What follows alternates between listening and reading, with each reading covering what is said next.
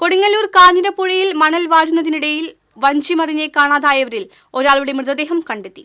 മേത്തല പടന്ന പാലക്കപ്പറമ്പിൽ 38 വയസ്സുള്ള സന്തോഷിന്റെ മൃതദേഹമാണ് കണ്ടെത്തിയത്.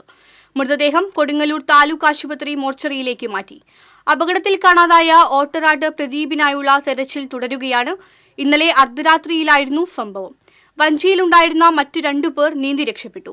ശക്തമായ കാറ്റും മഴയുമുള്ള സമയത്ത് കോട്ടപ്പുറം കോട്ടയിൽ പുഴയിൽ മണൽ വാരുന്നതിനിടയിലാണ് അപകടമുണ്ടായത്.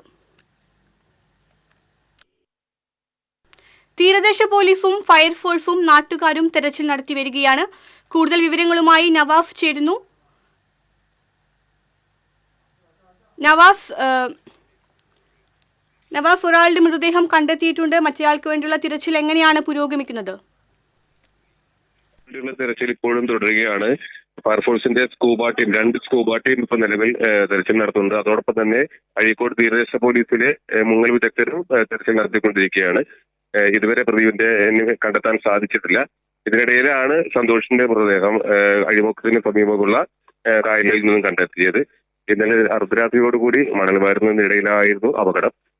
മറ്റ് 2 പേർ ഭാഗ്യവശാൽ നീതി രക്ഷപ്പെടുകയും മറ്റു 2 പേർ അപകടത്തിൽപ്പെടുകയുമായിരുന്നു. പ്രതിവിന് വേണ്ടിയുള്ള തെരച്ചിൽ ഊർജിതമാക്കിയിരിക്കുകയാണ് ഡെൽറ്റ. ഓക്കെ, ശരി നവാസ്.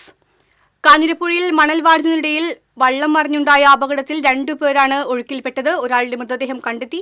മറ്റയാൾക്ക് വേണ്ടിയുള്ള തിരച്ചിൽ ഊർജിതമാക്കിയിരിക്കുകയാണ്. വിവരങ്ങൾ നൽകിയത് നവാസാണ്.